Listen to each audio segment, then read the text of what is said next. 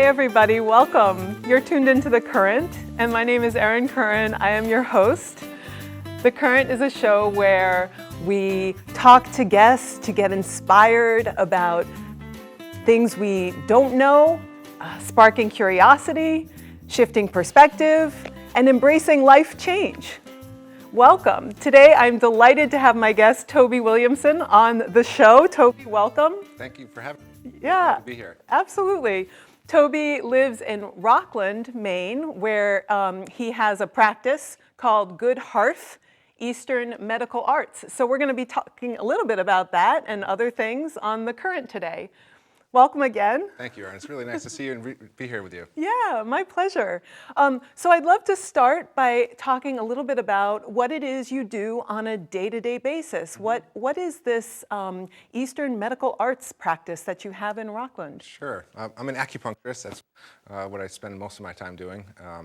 And it's kind of a long, involved thing every day when I get the clinic ready and have people come. I prepare a lot of things. Medicine I'll show you a little bit later. Great. People come in and oftentimes I come in with a lot of pain or difficulty with different movements, and I put needles in certain places and use this special herb moxibustion to burn on the skin, which sounds really weird, but and it helps people. They get up off the table and they feel better, and they're kind of amazed that such simple things can make them feel so much better.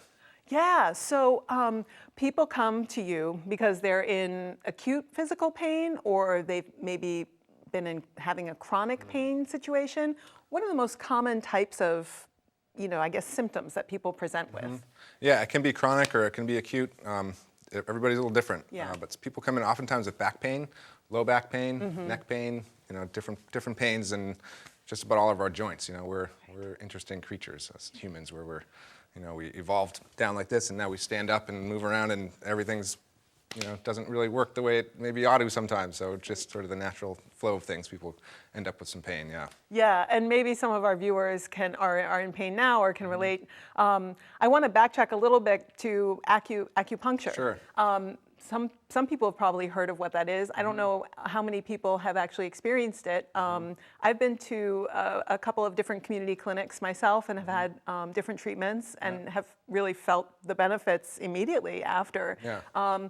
Just simply describe sort of what that's like. You mentioned needles. That may be scary to people. Right. How do you usually describe the process to someone who doesn't know anything about it? Okay. Sure, good. Yeah, I have a needle here that I can show people for once, because they're very small. I guess I'll show it to this camera or over here. Yeah, maybe this one. Yeah. So they all come individually packaged, so that there's nothing. You don't have to worry about them being clean.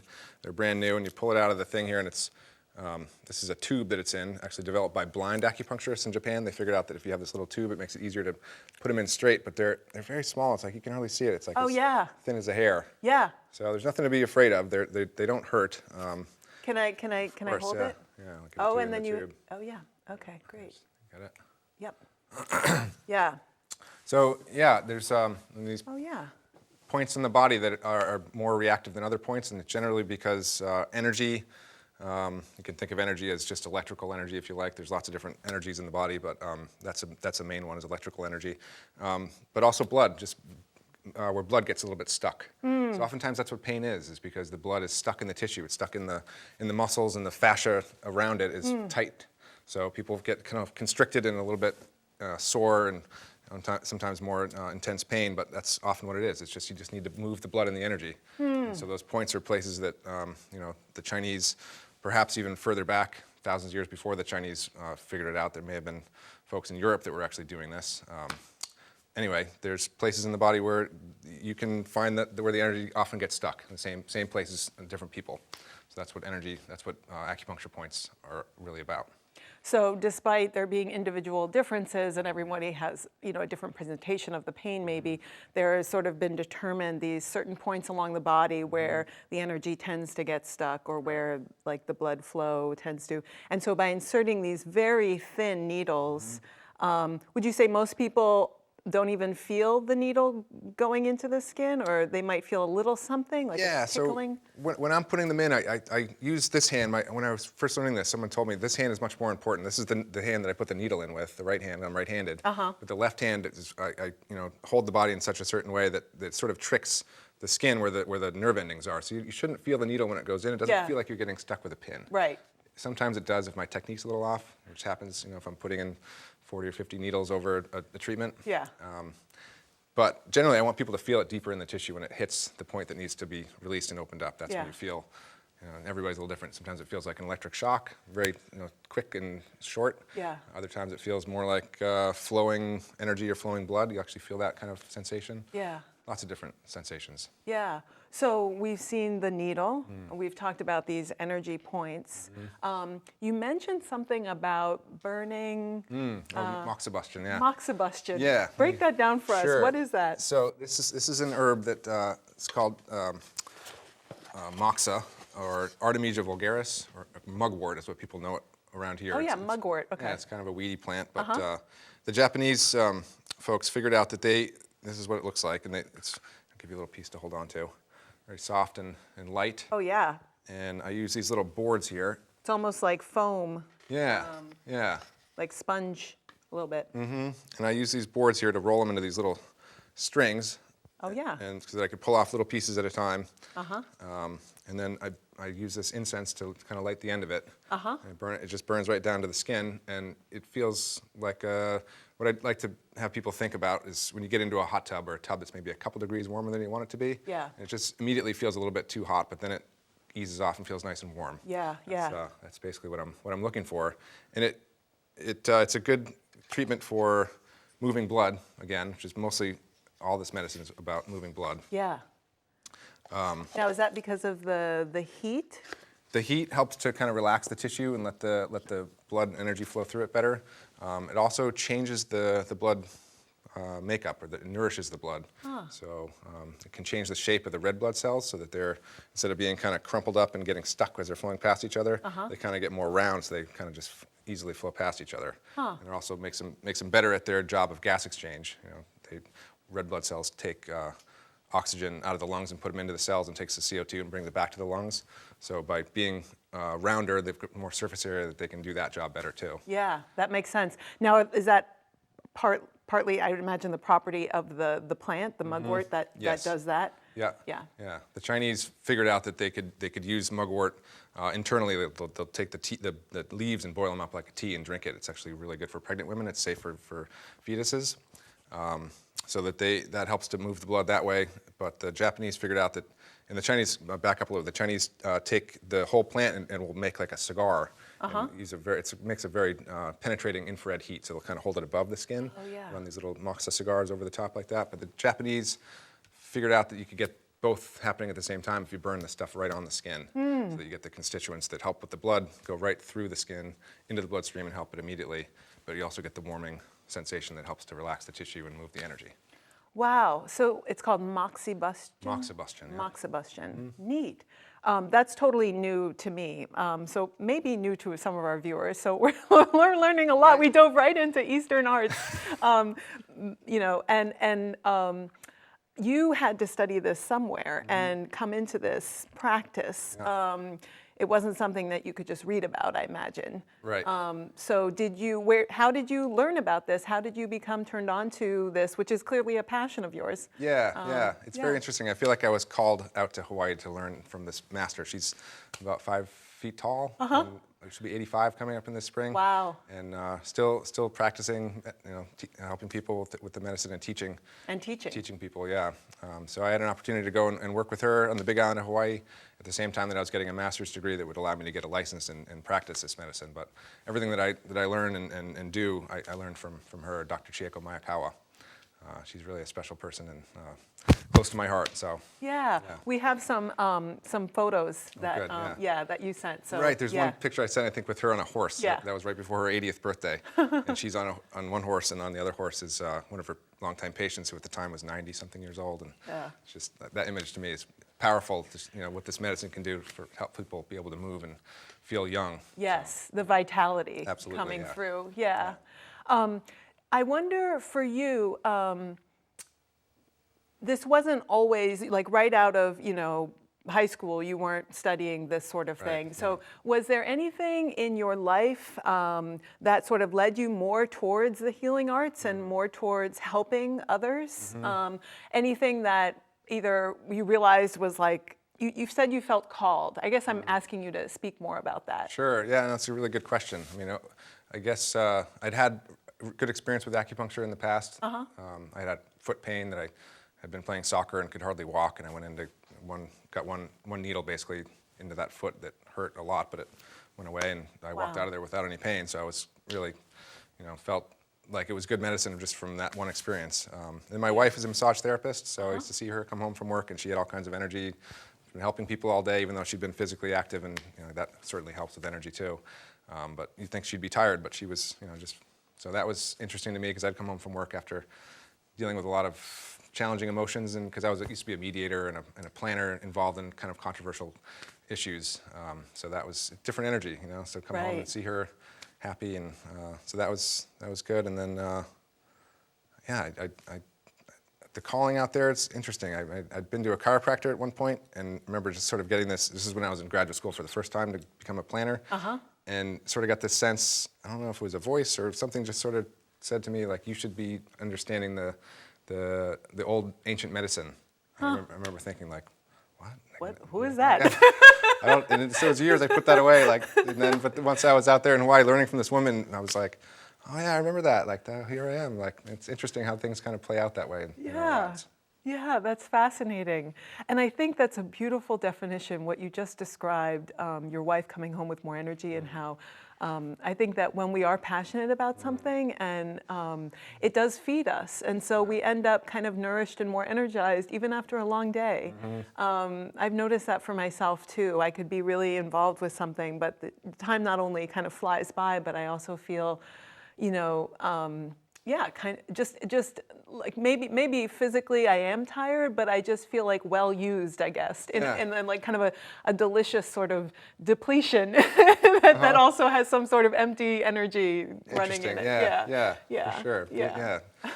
And change is good that way too, right? When we kind of listen to something that's sort of calling us or telling us, maybe you ought to be different in this way. We can oftentimes say, no, like I did the first time, like I'm not that, but later on it comes back, and if you listen to it and kind of dive into it, who knows what can happen, right? We can be different people every day, even though we're the same. Yeah. I saw one of like your sort of personal mission as a healer is to help people feel as good as they can, and to recognize the body's natural gift for healing itself. And I think listening plays a big part in that. Like you just mentioned, when we take time to slow down and listen to our own bodies, we and sort of honor what we're hearing. There can be a lot of healing that happens just from that simple act. Absolutely, yeah, and that reminds me too about something my teacher used to always say. The needles are 1% is one thing that she would say. She had a lot of amazing sayings like that just sort of would hit you in different places. But that one, the needle's 1%. So the needles, we can move energy that way. But oftentimes just talking with people when they come into my clinic, that's a big part of what I do, especially the first time people come. I'll sit with them for half an hour and just let them talk and ask them some questions. And it's a powerful healing experience for them to be heard in that way, oftentimes. And definitely when they're on the table, they're free to share anything. It's all confidential, and it's a different experience than going to an MD. Oftentimes, you get 10 minutes maybe with an MD. But in acupuncture treatment, you often get an hour and 15 minutes to just share and be heard, and that can really change a day. It can change your life if you get a chance to someone who's really really hearing you. Yeah, profound. I'm getting goosebumps listening to you, because it's something that I've heard over and over from medical doctors as well. That's not why they went into medicine, to have these sort of like very regimented windows, 15, 20 minutes at most. And they, the space where they volunteer, they might get an hour to be with the patient, and how much more rewarding and satisfying those encounters are. Like you said, in some ways we think that efficiency and going faster and packing more in is the answer, and yet it's so simple, not always easy, but to slow down and really listen and be present with someone and notice what shifts in that encounter. Yeah, absolutely. I'm curious, you have some more things on the table. Oh, sure, yeah. If there's a segue into more of what you do. Yeah, so herbal medicine is something I studied too while I was out there in Hawaii, different teachers, but I just wanted to show a couple different ways, because it's people think about herbal medicine, you think it's just like leaves on a tree, right? But this, and that's what it comes from, and also minerals and different things, but it can come in different forms. So these are just pills. These are really good for indigestion, these pills here, so. And what are these? This is called Shenshu 16 or Shao Dao Pian. And so how does it go from the plant to this? Is that something? Yeah, I mean, this one, they just sort of grind up the plants and put them all together into a pill form. That was part of the thing that got me interested when I was in school. I didn't think I wanted to study the herbal stuff, but it was part of the curriculum. I had to study it. But the first class was like a lab class. It was like being in a kitchen. You just grind up stuff and make stuff. And then it's medicine. It's really powerful, simple stuff. Yeah, from plants, like very direct kind of medicine. Yeah. So as far as these ones, they just kind of ground up the plant and boiled it probably, and then boiled off the water and then pressed it into a pill. Get it more dense. Yeah, and this is American ginseng that is a powder form. You can look in there. It's almost like an instant coffee. And what do people take ginseng for? Well, there's different kinds of ginseng, and I brought that one specifically because it's one that people know, but it's not for everybody. And so I actually brought two different kinds. This is one that I made into a little tincture. This is a red ginseng. This is the one that most people know about. Chinese or Japanese or Korean ginseng. And this one is more for boosting energy, yang energy, and this is Shiyang Shen or American ginseng. Different plant, but same common name. But this is more for boosting yin energy. So yin and yang are part of Chinese medicine. And the yang energy tends to be more male or kind of uprising heat kind of energy, where the yin is more quiet time, like darkness, coolness, moisture, whereas the yang is more bright and kind of dry, I guess is the way to put it, right? So yeah, those are different kind of herbs that you can take for different things. This one is a liniment, didajao, that's good for pain. This one comes from the martial arts tradition. People who were kind of fighting each other, maybe sparring or actually fighting, and come back with a lot of injuries. So this medicine, Chinese medicine, is connected directly to the martial sides of things because healing injuries. So this is a thing you can rub onto bruises or broken bones and things. Also from herbs. Yeah, all from herbs. So yeah, that's the herbal part. And then these are things I wanted to bring too. The Gua Sha Tool. It's like for massage. Basically, you can rub it on the skin like that, and it brings up stagnant blood. And then this is a cup that you'd use. Basically, make suction inside here by burning a flame very quickly, and you just stick it right on the skin like that, and it kind of pulls the skin up. It's like the opposite of a deep tissue massage. Instead of pushing the tissue, it's pulling the tissue up and pulls oftentimes a bruise. You probably saw Michael Phelps after the Olympics. He's covered in those things, and it's sort of a popular thing after that. But effective way to move blood and get the circulation better so it stops pain. Yeah. All kinds of ways to activate and stimulate the energy and blood on the surface of the skin, and with the needles into the fascia that you talked about, and with the herbs through the digestive tract, I guess entering the bloodstream that way. I think herbs are, like you said, some of them can become popularized, and then and one thing that is always, I think, important to remember is like they are powerful, and so it's, even though the doctor didn't prescribe it, it still can really have a big impact. So to be talking with a professional is a good idea, even when you're taking something that seems like, oh, it's a plant. It can make a big difference and can actually be impacting your organs and definitely. There's a pharmacology class I took in school where we looked at that, the interactions between herbs and drugs, or drugs and drugs, or drugs and food. There's lots of different ways that things can play off each other, and it is important to talk to a professional, like you said. You can go to a pharmacist. They have databases. You can show them the things you're taking, the things you're thinking of taking. They can help you that way. If you don't have a doctor that you have time to see, or it's just another resource. Yeah, speaking of which, you mentioned food, of course. That's, such a primary, that's our primary way of getting nutrients into our bodies. And yet, and yet I know for myself I can be pretty ignorant, you know, and I have been at different points in my life, you know, just sort of doing what I remember in college. I used to drink Diet Coke, like you know, like a bit, and I don't do that anymore. Like you know, I'll occasionally have one, but it's like, wow, you know, a lot was developing in me, and to be putting that amount of chemicals, you know, just because it's like popular. Oh, everyone drinks Diet Coke. Like, what's the harm, you know?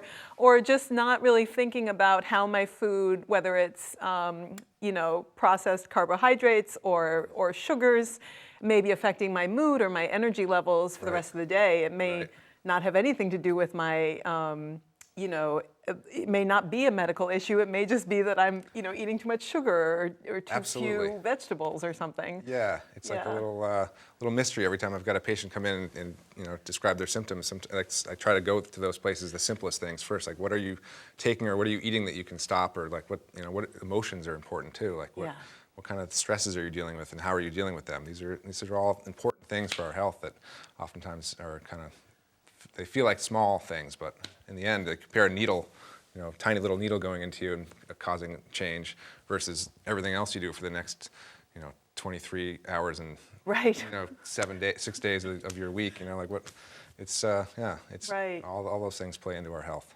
Bringing more consciousness to our intention to our choices, and just noticing what makes us feel better and what makes us feel depleted or worse.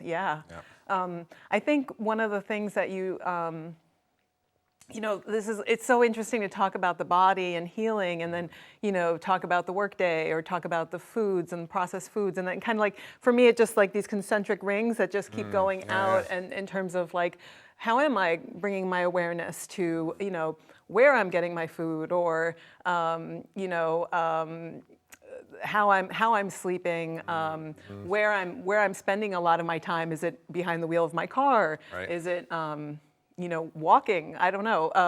And that brings us to sort of a larger ring, which is sort of you know, not only the energy in the body, but the energy of the planet, and thinking about our homes and our communities and where we're getting our energies from. And I know this is a, you know, renewable energy is another one of your passions. You know, I guess the health of for me, the health of the body is sort of just another scale for the health of the planet. Absolutely. And I guess, do you see any parallels or sort of macro, micro similarities in terms of renewable energy, or bringing that consciousness, that awareness, slowing down? It's kind of a broad question to just lead us into that topic. No, it's very interesting to connect those things, because, you know, you think about our energy as people and what we do individually. It relies on so many other people and so many other things that are happening around us, and we can tune into those at different levels or different scales, depending on, you know, what our energy is like in a certain day or time. But absolutely, the connections to other people and how the planet is working, for me, that's been a thing that I've tuned into for a long time. I used to be real involved in sustainable development, and used to get really worried about it, you know, and I still do. I've got young kids, and I worry sometimes about what their future is going to be like, but in the end, worry isn't helpful, right? You know, we can worry all day about stuff that the worry is not going to do anything. And if the problem can be, like, there's something, if the problem can be solved, why worry about it? If it can't be, like, the worry's not going to help anyway. So, like, and it doesn't make it easier sometimes to stop worrying. But anyway, the point is, like, if there's something you can do that you've got the energy and time to do, and you can make a change that's going to help somebody else or help another generation or something, we should do it. Not worrying about it is important, you know, and it's because it just steals our energy a little bit. If we're worrying, it's like spinning our wheels. I've heard it described as like, you know, taking up like space in your head, like imagining like an apartment or a house, and this like living like rent free in your head. Is like that's a great description. It's like, get out of here. Oh geez, like what have you done for me lately? I don't know. It's like chip into the groceries or something. Right. I'm going off on a tangent. But one of the things that I'm passionate about, and I know you are too, and I can see you're sort of shifting in your chair because we have been sitting for almost a half hour, not quite. And it's amazing just how much of a sitting culture we've become. Sure. And like sitting is the new smoking, I've heard. It's kind of, this thing that we've just sort of ignore the body's, voice, which is saying, I need to stretch, I need to get up, I need to move. And so we just get good at like numbing out and, So true. our butts get numb, our legs get stiff, our joints seize up, our lower back seize up. Yeah. And lo and behold, we're in pain. And so I'd love to do a little bit of movement with you. Yeah, let's do it. I know that actually we could start with maybe a Nia move. Sure. The movement practice I teach is called Nia, the Nia technique. It's been around since 1983. Cool. It is like the original fusion fitness class. Okay. They took off their shoes, went into the dojos to learn martial arts. Benefit of this non-impact yet aerobic way of moving. And so it blends martial arts with dance with healing arts. Awesome. And it has these 9 movement form influences. And I'm a Nia black belt, and I get to offer these classes in Maine. Awesome. So I have a stack of 52 moves. Okay. We've done a few of the moves on previous shows. So if you pull a card that we've done before, I'll just have you pull another one. Okay. Yeah. So I'm going to get this stack of cards, and I invite anyone at home, or if you're watching this at your desk, to just get up, stretch, move around a little bit, and we're going to see what TOBEY pulls for a card. Okay. It's like a card trick, huh? Yeah, it's a card trick. Let's take this one right here. Let's see. Oh, that's such a good one. We did that circles. one. We did that one the first show I ever taped with Erin McCall. So if you want to do pelvic circles, which I highly recommend, pelvic circles, tune into the Erin McCall show. The one that we did with Erin McCall. So pick another one, okay. Well, this is a great review for our viewers. Maybe they didn't realize we did pelvic circles before. Okay. Oops. Traveling in directions. Traveling in directions. That's a great one too. New one? Okay, that's awesome. a new one. Perfect. Yeah. So traveling in directions, we're going to be modifying slightly because we are on camera, and so we're not going to be traveling maybe as far as we would if we were in a big open space with the cameras following us. But this is a wonderful move, and it is one of the 52 moves of the Nia technique. So I'll read what it says. Move through the room and consciously change directions every few paces. As you change direction, move the position of your entire body at once.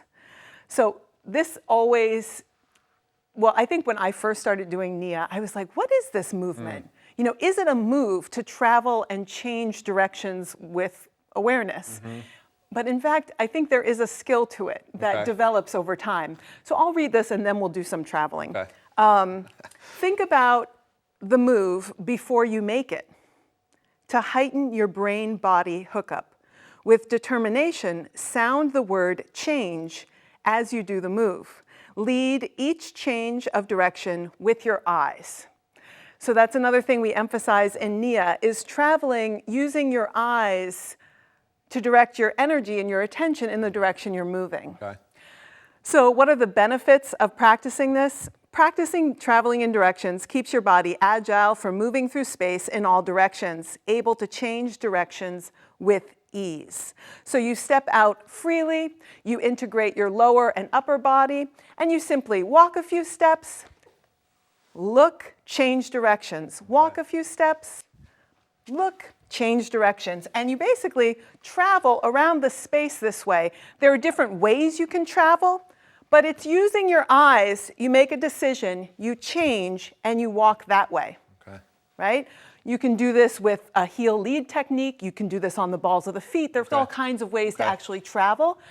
But the simple concept is choose, intend to go there, and go there. Right? Excellent. So it's kind of like breaking down something that we do all the time, every day. Right? But just bringing awareness to it. And I don't know if you can see my dog. She's just decided to rest her head on my foot. So I really don't want to travel in directions now. I just want to stay put. But I will. Really it is. It's just about, it's about bringing choice and intention to those moves. Sounds good. Right? So it's it's a few steps, any direction, and then choose a new direction and go there. And integrating the lower and upper body is sort of this deceptively simple thing. I know it's easy to sort of almost be so in my head that I'm not aware where my feet are in relationship to my head. Sure. And so a lot of times you may see people either leading, kind of like walking maybe like this, or I'm exaggerating, or walking like with their head way out. Obviously it's an exaggeration. But being aware of my spine in space, being aware of integrating my limbs freely, moving my arms, intending to go in one direction, changing and moving in another direction. And like it says, this keeps us agile and aware of the directions we're moving in and free to move in any direction, including backwards, side to side. I mean, we have other movements. But interesting card to choose, deceptively simple. But it kind of brings home this idea of choice and intention, which is a big part of the Nia technique. Yeah, it's fascinating. It's bringing up all kinds of things in my head. Yeah, well, it sort of might segue nicely into a movement that you wanted to show us. Sure. I don't know if this is a good time for that. Sure, yeah, we can do that, and then I'll come back on some of the points I'm thinking about related to that. But yeah, one of the things I learned in school and from my teacher is a movement called So Tai Ho. So Tai Ho. Yeah, which is basically about, it came from a Japanese MD who was very interested in structure. The acupuncture style that I practice is about structure and straightening the spine mostly. Yeah. And so he realized that helping people with different pharmaceuticals or surgeries or things that weren't necessarily helpful unless you could actually change the structure of the body. So this is a very simple set of movements that you can do to straighten your spine. Great. And I'll just show you the simplest one, which is, there's basically 4 different planes that the spine moves in. And so the first one would be forward and back.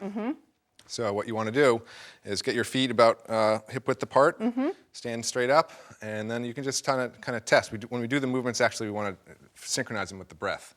But to start off, we're just going to do a little test. So you're just going to kind of bend forward a little bit like this, and when you bend forward, you want to leave your weight on your heels so you don't fall over forward. And when you're going back, you're going to put your weight on your toes and just kind of... The balls of your feet, yeah. Yeah, the balls of your feet to the toes. And so, and this is just finding out which way feels better, okay? Because this movement technique is about finding what feels good. You want to run away from the pain is another way to talk about it. You don't want to stretch through pain. You can, but this is a different way of releasing the muscles. So actually, I'm feeling great. Like both of these feel good to me, but I'll just show you both in case someone out there is feeling a little bit more, feeling better when they go forward. So what you're going to do is you get back to that standing position with your feet about hip width apart. Take a deep breath into your belly. So when we're breathing, that's another thing we could talk about is breath, right? Yeah, so important. Yeah, relaxing your abdomen when you take a breath in is important. So you do that, and then as you're exhaling, you're going to shift your weight towards your heels and just slowly go down vertebrae by vertebrae like this with your weight on your heels all the way down. I'm still exhaling as I'm moving. We get to the bottom here. Take another deep breath before we move, and then we're going to bend our knees and lift our chin up as we stand up, exhaling. Just like that. So you do that 3 times. If that feels better than the backward movement, and then you test again, and you'd probably notice that if the back way felt a little bit more stiff or painful, that it is actually opened up more. Yeah, yeah. So, and then in case anybody feels like going forward is uncomfortable, then you do the backward movement, which is basically just the same thing. You take a deep breath, and you just kind of open your hands, relax your jaw, kind of push your pelvis forward as you're tilting back, lifting your head. And then at the end of your breath, take a deep breath in, exhale as you move back to center. So you do that 3 times, and then most likely the forward movement would feel better opened up. There's different ways you can do that, side to side and twisting, and then the final one would just be kind of a straight up and down kind of thing. So simple stuff. It takes 5 minutes every day. And it helps to realign your spine. Beautiful, and a great example of slowing down and Absolutely. Listening. Yeah. I think so often we think, oh, it's got to be, I need a specialist to, and sometimes we do need specialists to help us, but sometimes the things are so simple. I think we might say to ourselves, oh, I need more, I need the expert, but really we just need to take the time, Absolutely. and the attention and care for ourselves that our bodies need. Definitely. Yeah. And sometimes the simplest things are the best. And Yeah.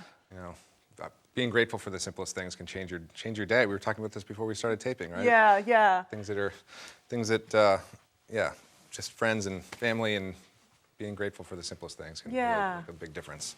Absolutely. Gratitude is a great daily practice that I think is more and more known. And, I see lots of posts about it on social media and articles about it in the press. But again, it's sort of one of those deceptively simple things that I can write off if I'm just reading a headline. Right. But when I actually slow down and practice it myself, something does shift. Yeah. It shifts my mood.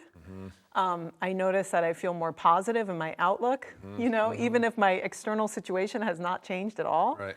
So it is kind of miraculous and mysterious and magical the way that can shift us. Absolutely. Yeah. So I was noticing with the simple movements, it a little bit reminded me of the reverse spinal roll that we do. Yeah. Eyes leading you up, Right. sort of that same idea, and really just honoring, the design of the body. So you took the spine as an example. Yeah. The design, if you think of the spine moving in all those directions, moving the body the way it's designed to move. Right. Again, very simple concept. Yeah. But not always one that we respect in our day-to-day activities, like sitting. Right. The Yeah. body's actually not designed to sit. That's true. Yeah. So I feel like you're someone who really is aware of this. Try to be. It's for all of us. It's a process, right? Different days are better than others, but absolutely try to be aware of the simple things and movement and like the way the body's designed, like spirals, right? There must be a lot of NIA movements or this kind of thing rather than the one way Right. mechanical type stuff, right? Right. Yeah, I was just talking in class last week about the different joints and the design of the joints, and we do have some hinge joints like the knees and elbows, but then we have some beautiful ball and socket joints like the hip and the shoulder, which has this like really quite a range of motion. And so, spiraling the knee, doing what we call knee sweeps, getting that full range of motion. The pelvic circles we touched on gets that beautiful range of motion in the whole ball and socket hip joints. The spine as well, lots of crossing the midline, in NIA, getting that spiral effect in the spine. Yeah. And then, of course, the design of our forearm bones, the only two bones to spiral in the body. So palm directions are a big part of the technique as well. Yeah. And this sort of like two-dimensional living that is so often characteristic of our day-to-day activities. Right. Is, of course, traveling in directions, walking, simple things. Of course, we're in those two planes, but breaking out of those planes in a guided and safe way so that we can be more creative and inspired in our movement in life and, Definitely. Maybe reach for something this way just because it feels good, Yeah. instead of always using my dominant hand or, Definitely. Yeah. Interesting. These were all things that were kind of popping through my head as we were doing that, as far as making changes and the whole idea of directing your energy with your eyes in one direction. So that in Chinese medicine, the eyes are associated with the liver also, but you can, just the spirit in general, like you can see people's spirit when you look into their eyes, right? Yeah. But the liver in Chinese medicine is sort of the general, sort of so if the heart is the emperor and is setting the larger, big picture, what are we doing? But you don't communicate with the emperor very much. If you do, you get like a quick second, right? And you're like, okay, I gotta go. And he or she may or may not listen, right? But in the end, the liver is sort of directing things, taking the big picture idea from the emperor and then saying, okay, this is our plan. This is where we're going. So the eyes move there first, and then in Chinese medicine, the gallbladder is sort of the lieutenant to the liver and really more associated with the tactician, the tactical decision. So that's oftentimes if we're stressed out, we're making a lot of decisions, we get very tight right here. But just that confidence of like, I'm going that way now, and then let's like following through with the rest of your body. Right. That makes the liver energy continue to flow, which is very important in the body. Yes.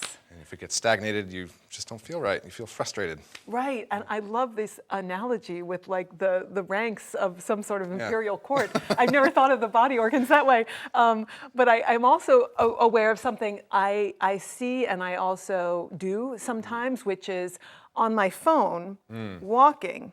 So here I am looking down, not paying attention to my environment. Yeah. My spine is unnaturally positioned for the movement I'm doing, and I'm at risk for collision.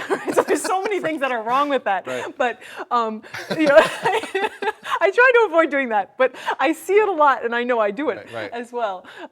So something so simple is like, oh, of course I look where I'm going, where I'm walking. Well, I for one don't always because I'm on my device. Yeah. When I put that down, I can still be walking and looking at something that's got my attention over there. Right. So it's just something to be aware of. You know, am I actually looking where I'm going?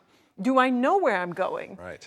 Is my intention to go there, or am I just kind of like, you know, all over the place? Right. And how does that affect my mood and my energy? Am I scattered in my thinking? Right. Am I scattered in my energy? You know, I just think that it's all connected. Definitely is. And you know, there's a balance too, right? Because some days it's great, just like, oh, I don't have a plan. I'm just kind of going with the flow today, and this is great. But other times, like, that's not going to work for you long term. Right. For most of us, maybe some people live that way all the time. I don't know.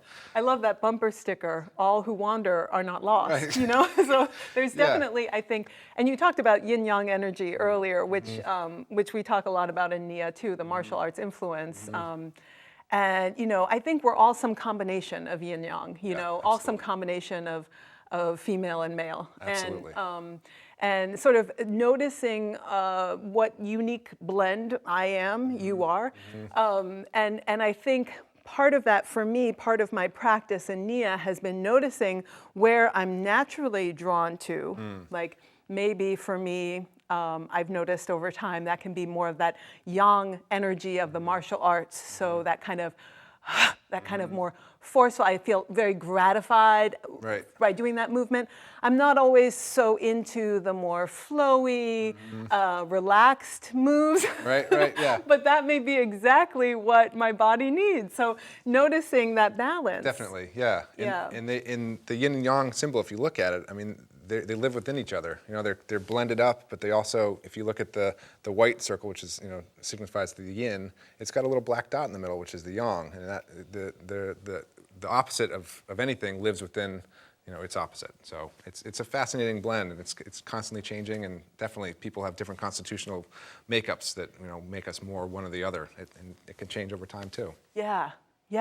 I wonder if you'd noticed a change in yourself doing this work over time. I don't know. Maybe that's too personal a question. No, that's a good question. I mean, I've certainly, it was interesting to learn this medicine, and just working with bodies all of a sudden was like a thing for me. Like, oh, okay, you know, and now I get to touch these people in this way, and it's a very it's an important boundary to cross and be comfortable with doing it in a way that doesn't make people feel uncomfortable, and and it just feels good to do it, right? Right. So that's been interesting to just feel kind of closer to people in a way that I never used to, you know? Right.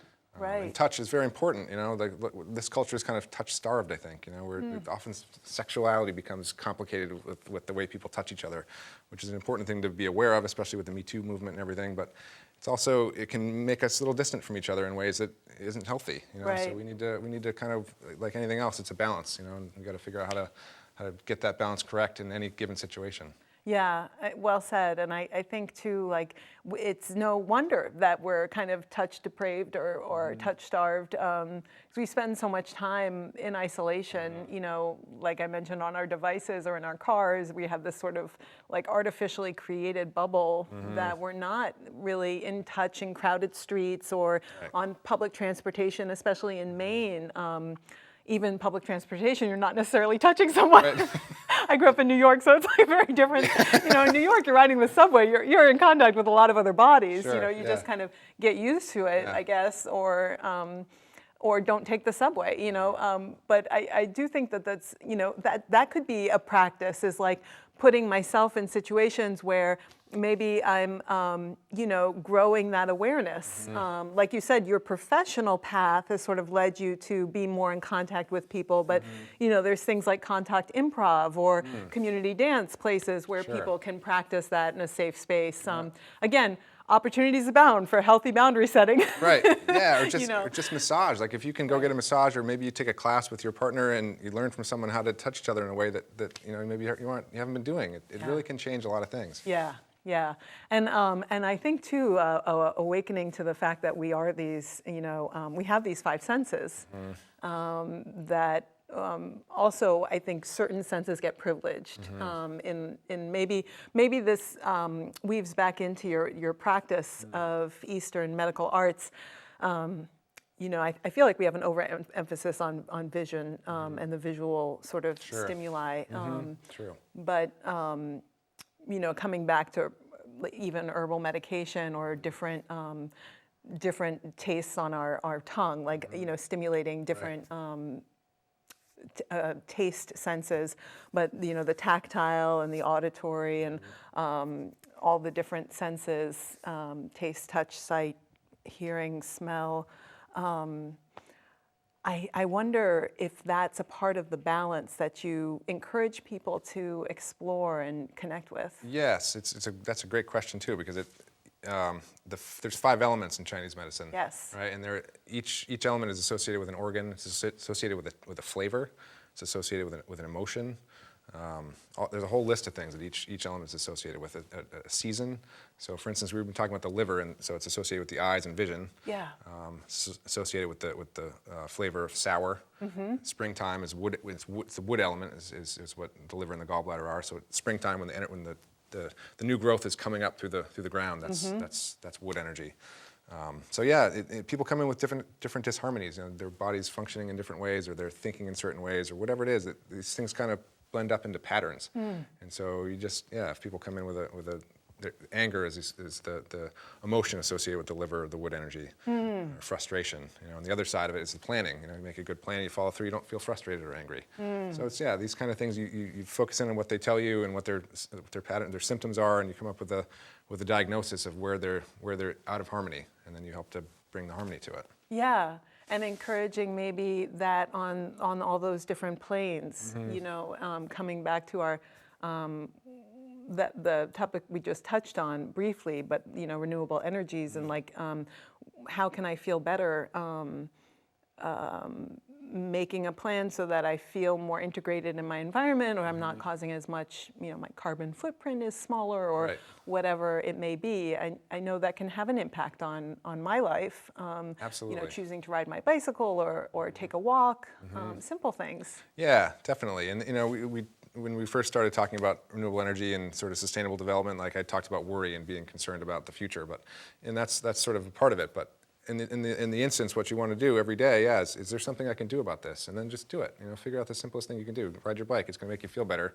It's going to use a little bit less energy, which helps with the climate, or the renewable energy stuff. That it's changed so much in the last 15 to 20 years. People maybe don't understand that. There's a lot of controversy that I think about renewable energy, wind power or solar power. People think it's not, doesn't work, and it's just subsidized and so forth. But it's very, very functional. It's a good thing to get energy directly from the sun. If we're using energy from oil or fossil fuels, it's just old sun energy. All the energy on the planet comes from the sun, except for the geothermal stuff, and maybe that came from the sun originally. I don't know, but right. Yeah, so simple stuff. If there's something you can figure out to do that's going to make a difference in the long term, absolutely do it. Yeah, I'm just finding this parallel now with what you're saying about solar energy and eating raw or unprocessed foods, because it's like the sun's energy is direct when it's right hitting the panels, and it's right into energy. Yep. Whereas the fossil fuels is kind of like something that's been highly processed. Right. It's like a sugar cube, and it's like, well, you don't want to have a lot of sugar cubes because you're gonna go zing off the roof. Yeah.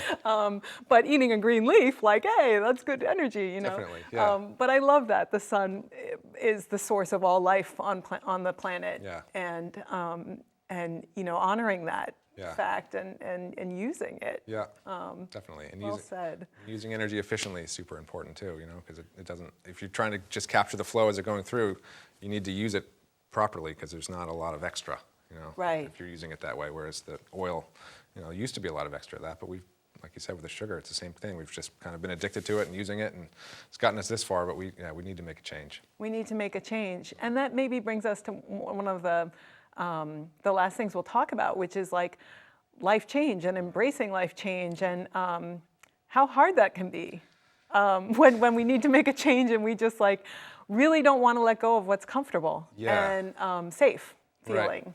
No, that's a good way to put it, because we only have this moment, right? It's just constantly now, right? And we can get focused on how things used to be and kind of grieve the loss of how things used to be. Yeah. Or we can get focused sometimes on the future and how we want things to be, right? But there's always this moment right here where here we are, and this is the way things are, and we need to be comfortable with that, no matter where we are, as hard as it is. And it's easy to say and hard to do. But yeah, being centered and calm with where you are, and being focused on where you want to go, but at the same time doing the things you need to do to get there, it's hugely important for our sort of mental health and well-being. Yeah, and I think for me, one of the biggest traps for that is feeling like I'm all alone, that I'm the only one who's ever been feeling these feelings or in this predicament, or I've mentioned it on previous shows, this kind of like terminal uniqueness. Like I'm the only one who's ever had this problem, and like that will just spiral me down. And when I can awaken to the now, maybe by writing a gratitude list or something, by connecting with other people, and realizing either by seeking the assistance of a healthcare professional like yourself, or getting out into nature, just connecting with that I'm actually not alone. That's an idea I have in my head. That and my troubles aren't singularly unique, even though I can feel that way because I'm just in my own little unit here. I don't know. Do you ever have folks come to your I want to call it a clinic or a facility, your practice, with expressing that, or just challenged by life change? Absolutely, yeah. People oftentimes come in that way, and I deal with it myself oftentimes, but yeah, figuring out, like what you're talking about, feeling alone, that's such a powerful thing, to feel met, to feel seen, right? And that, definitely can help people that way. They'll come in and maybe not even recognize that that's where they are until they start to talk, and then they if I'm able to support them and be there and listen to them, it does help to change things, and helping people to get focused on where they can be most effective, and you talked about just that feeling of connecting to somebody else. We can do that for each other. It doesn't necessarily have to be a professional person. If you can be a friend to someone and listen to them and help them see something or get out of their bubble, like it's hugely important to feel connected to other people. Yeah, and even I know sometimes animals are great service in that way. For folks just who feel isolated, petting a cat or a dog, or volunteering at the local animal shelter. Definitely. I know that your current work, it feels like it's serviceful. I usually ask folks on the current about how they show up for service and how they are of service in their communities. I think we sort of touched on that, just by nature of what you do these days, helping people, listening, being with people, really helping them tune in, and then helping them through these other tools that you've studied. I guess in closing, if there's anything that you'd like the viewers to sort of keep in mind when they are experiencing pain, or when they're struggling, whether it's physically or mentally, emotionally. Yeah, that's a good question. I'd say, as far as pain goes, getting up and moving, taking a NIA class certainly would be a huge thing. Getting massage, having someone just touch you in a therapeutic way can be hugely helpful. And people might not always know that massage therapists are really open to being guided. So if there are places you don't want to be massaged, they always ask me that when I go and get a massage, or if there's any place in particular they want, I would want them to focus on, whether you just want your hands massaged, they could do that, or your neck, it's not like they have to be touching your whole body. Absolutely, yeah. It's a good point, really. Anytime you're going to see a practitioner or body worker, you need to feel comfortable with them. You need to feel like they've got boundaries and they're going to respect those boundaries. And you can set any boundary you like when you come to see someone like me. I don't want you to do this, or I want you to do that. Absolutely, it's very important.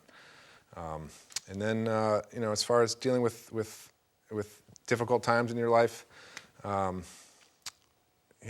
getting connected to what's happening around you and getting out of your own head. It's something that I get stuck all the time, stuck in my own head, thinking through things in ways that, can be helpful, but you can always say next. If you've got a thought that comes in your head that you don't like, so an analogy I use with people, I was never a surfer when I was in Hawaii, but I learned, but just by watching people and talking to them, that they're out there and they're picking their waves. They're waiting for the one that they can. Surfers, yeah. Yeah, surfers. They're waiting for their wave that they can actually ride, and there's no one going to be in the way, and they can, get it without any problem. So they will let 5, 10 waves go by before they get one that they like. And it's the same thing with a thought. These thoughts that come into our heads, we can decide to ride them or not. If they're taking you someplace you want to go, by all means follow it. But if it's taking you in a circle you've already gone through 100 times, just say next and put it away. Wait for the next thought to come.